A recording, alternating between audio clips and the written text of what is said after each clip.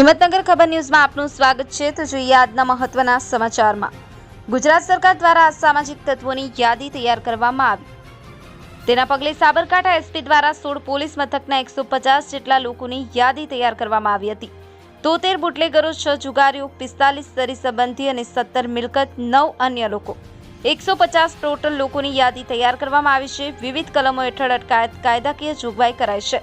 અન્ય વાહન ચાલકોમાં દારૂ તેમજ હથિયાર મળી આવેલા વાહનોના વિરોધમાં કેસ કરવામાં આવ્યા છે।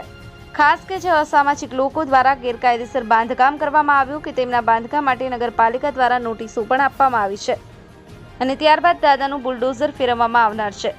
વીજ ચોરી કરતા લોકોના ઉપર લાલાક કરવામાં આવી છે। એડિટર ઝાકીર હુસેન મેમન, હિંમતનગર ખબર ન્યૂઝ, રમેશ સત્યની સાથે।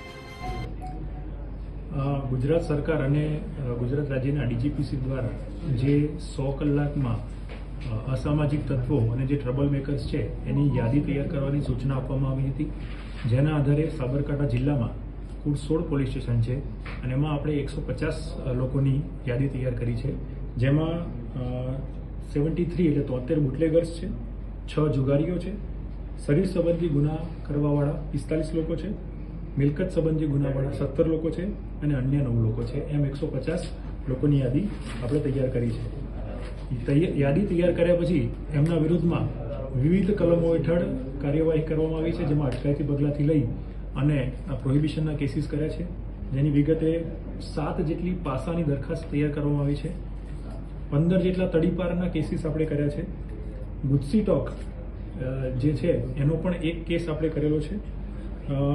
વાહન ચેકિંગ છેલ્લા 3 દિવસથી સતત કરી રહ્યા છે, જેમાં 2500થી વધારે વાહનો મેં ચેક કર્યા છે। આ વાહનો ચેક કરતા 15 જેટલા વાહનોમાં હથિયારો મળી આવ્યા હતા, એટલે એના વિરુદ્ધમાં જીપી એક્ટ 135 વિરુદ્ધની પણ કાર્યવાહી અમે કરી છે। ડ્રિંક એન્ડ ડ્રાઈવના જે કેસીસ કહેવાય, એમવી એક્ટ 185ના એવા 17 કેસો કે જે લોકો દારૂ પી અને વાહન ચલાવતા હતા, એવા 17 કેસો પણ અમે કરેલા છે। ડિમોલિશનની વાત કરવામાં આવે કે આવા કોઈ અસામાજિક તત્વો દ્વારા કોઈ જગ્યાએ દબાણ કરી અને ગેરકાયદેસર બાંધકામ કર્યું હોય તેની માટે નગરપાલિકા અને અન્ય એજન્સીઓ સાથે પણ અમે સંપર્કમાં છીએ। 3 જગ્યાએ નગરપાલિકાએ નોટિસ પણ આપેલી છે અને નોટિસનો સમય પૂરો થતાં એમાં ડિમોલિશનની કાર્યવાહી પણ કરવામાં આવશે।